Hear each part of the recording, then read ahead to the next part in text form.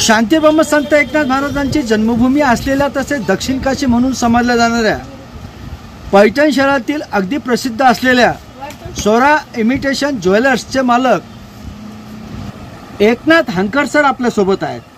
हंकर sir आपली इमिटेशनची जे centre आहे, दुकान आहे, दालन आहे ते खूप प्रसिद्ध आहे आणि आपल्याकडं खूप ग्राहकांची आपल्याकडं गर्दी असते, ग्राहक विश्वासानं आपल्याकडे येत आहे। याचं कारण काय?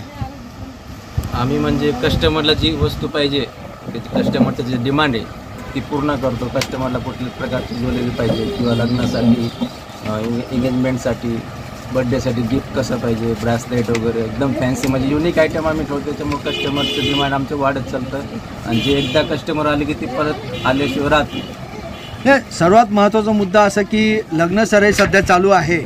दुसरी गोष्ट रमजान सुद्धा ईद आहे, जवळ आलेली आहे, उद्या परवाच ईद आहे आणि या अनुषंगानं जे ग्राहकांना जी वस्तू पाहिजे, जे जे जे त्यांना क्वालिटी लागते ती क्वालिटी पुरवण्यात आपण काय काय काय श्रम घेतात त्याच्यासाठी? म्हणजे आता माझं एक महत्त्वाचा विषय म्हणजे पूर्ण व्हॅरायटी तर पुरू शकत नाही।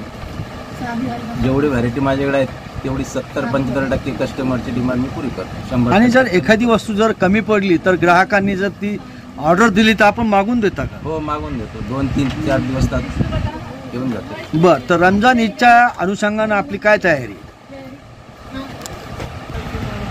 आमच्याकडे रिजनेबल रेट आहे पण कस्टमरची डिमांड आहे की आम्हाला डिस्काउंट पाहिजे, त्यामुळे आम्ही 15% डिस्काउंट पण कस्टमरला देतो। त्याचं समाधान कस्टमरला पण मिळते।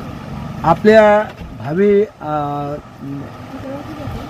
व्यवसायासाठी आमच्या खूप खूप शुभेच्छा। धन्यवाद।